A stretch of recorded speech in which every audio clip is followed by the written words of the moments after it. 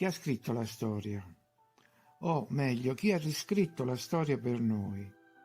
Chi è riuscito a imporre la sua versione degli eventi diversa dalla realtà? Certamente qualcuno che sapeva scrivere, innanzitutto, e sapeva come manipolare le menti.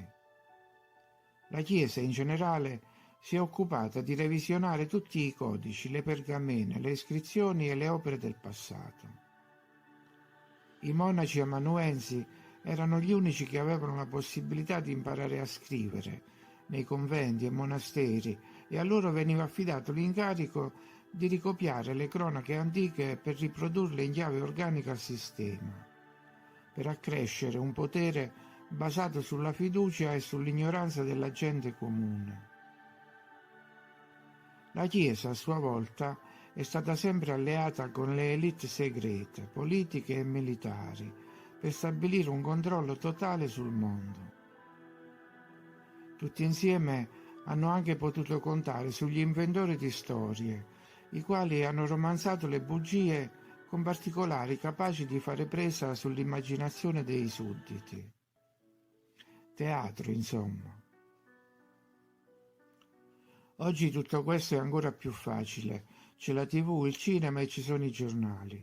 E dove non arrivano i giornali e la TV, ci sono gli algoritmi che controllano la rete, i bot e i gatekeeper, i portieri dei flussi informativi, capaci di vagliare le notizie in tutte le lingue e i dialetti del mondo, per selezionare quelle utili al sistema, eliminando le altre. Proprio come facevano gli amanuensi. In definitiva, riescono a trasformare le bugie quotidiane in attualità e le bugie di ieri in storia. Naturalmente questa è una visione elementare, sono sicuramente molto più avanti in tutto ciò. In ogni caso, questo porta alla triste considerazione che una larga parte dell'umanità ha la menzogna nel DNA. Una parte si adegua per convenienza, quindi bugiardi che mentono ai bugiardi, e il resto non saprà mai cosa succede veramente. Questa è la situazione. Perciò, senza alcuna pretesa, riassumo alcune di quelle che mi sembrano contraddizioni informative del passato, e non sono nemmeno le principali. Per cominciare c'è la Grande Tartaria. È presto detto. Secondo l'Enciclopedia Britannica del 1771 era il paese più grande del mondo, ma a partire dal XIX secolo è stato escluso dalla storia, come se non fosse mai esistito.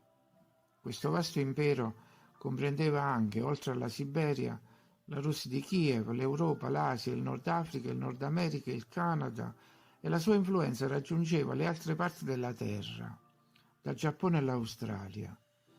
Su cosa sia successo in seguito ci sono solo domande e nessuna risposta. Migliaia di edifici e strutture su tutta la terra, campidogli, templi, archi, chiese, palazzi, ponti, eccetera, sono uguali, anche se vengono definiti di volta in volta neoclassici, barocchi, neogotici, liberty, e vengono associati a periodi diversi. Chi li ha costruiti? In America, per esempio. Non certo i coloni poveri e semi-analfabeti provenienti dall'Europa, i quali si sono trovati su un territorio con edifici inverosimili e città già pronte. Hanno pensato che erano stati costruiti da quelli emigrati prima di loro, perché quella era l'America, il mondo nuovo, dove tutto ciò era possibile. Tutte le strutture del mondo antico si relazionano con l'etere. Quasi tutti i ricercatori alternativi sono convinti che i precedenti abitanti capissero come funzionava l'etere e lo usassero per ricavare energia elettrica e per altri scopi a noi sconosciuti, come la levitazione. Le geometrie delle cattedrali, per esempio, servivano ad aumentare la vibrazione, il tono e la risonanza, e l'etere veniva attivato dagli organi a frequenze stabilite. Sonate e fughe erano codici di coordinate temporali e spaziali. Anche l'acqua aveva un ruolo fondamentale nel processo elettromagnetico. La struttura molecolare dell'acqua può essere modificata attraverso l'uso di vibrazioni, frequenze e suoni. Presso le strutture generatori ci sono quasi sempre fonti di acqua. L'acqua garantiva che il sistema rimanesse in equilibrio e non si riscaldasse. Ma molte cose sull'elettromagnetismo non si sapranno mai, poiché l'avanzata tecnologia del passato si basava su quella che si potrebbe definire acqua viva. E tutto questo accadeva in Europa, in India, in Thailandia, così come in Myanmar, eccetera. Il mondo era pieno di centrali elettriche e le città erano illuminate. Tutto il mondo era una città. La costruzione dei templi rimanda a un vasto impiego di macchine fresatrici e levigatrici. Le colonne perfettamente scanalate o perfettamente lisce non si ottengono con lo scalpello, così come i capitelli, le statue impossibili di donne velate e tutte le altre statue. La somiglianza dei soggetti, inoltre, suggerisce una lavorazione in serie. Su scala molto più grande operavano macchine capaci di sezionare montagne e fondali marini per ricavare minerali preziosi o blocchi per la fabbrica delle colonne. Ci sono migliaia di foto di montagne lavorate. Piuttosto sarebbe interessante capire come venivano smistati i pezzi, a meno che il tutto non avvenisse all'interno delle macchine stesse, che si occupavano anche di tornire interi complessi. Una di queste macchine sarebbe stata capace di elaborare varie tipologie costruttive e consegnare i prodotti finiti su ogni territorio. Le cattedrali di cui sopra sono probabilmente collegate ai giganti, forse una civiltà spazzata via da un diluvio, ma i cui discendenti erano una presenza registrata fino a non molto tempo fa. Ma quante altre specie si saranno avvicendate sulla Terra? Molte di quelle creature che consideriamo leggende descrivono probabilmente esseri viventi reali, anche se molto diversi da noi.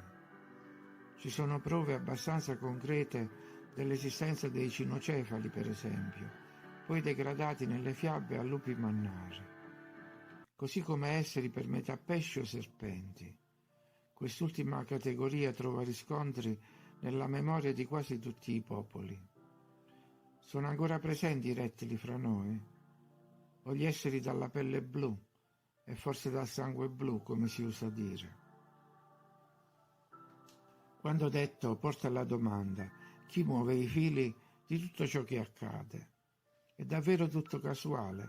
Siamo un allevamento, un acquario, uno zoo, un esperimento in divenire, un laboratorio per verificare l'adattabilità delle specie che poi saranno trasferite su altre terre, o un semplice capriccio di forme di vita più elevate e più crudeli.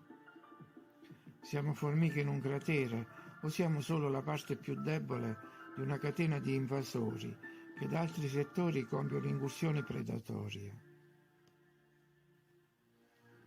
Quando un ciclo finisce, quando una razza è di troppo, cosa succede? Un diluvio magari? Nemmeno i diluvi trovano molto spazio nei libri di storia, tranne quello biblico interpretato come una punizione. Eppure ce ne sono stati altri che hanno sommerso di acqua o fango intere civiltà. Il livello degli oceani viene modificato artificialmente.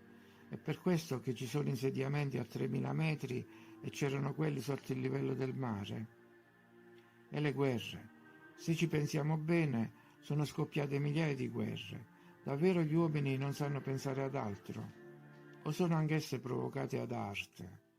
Fra queste guerre ci sono anche quelle atomiche, sia recenti, come nelle probabili esplosioni nucleari in Siberia, che nella cosiddetta antichità. Non ci è concesso sapere niente di niente. Sappiamo solo che veniamo trattati come animali da rinchiudere, perennemente spaventati e bloccati nel cammino della consapevolezza. Eppure, e questo è strano, ancora conserviamo la capacità di credere ai miracoli. Però non sappiamo nemmeno se questa è la nostra forza o il nostro limite.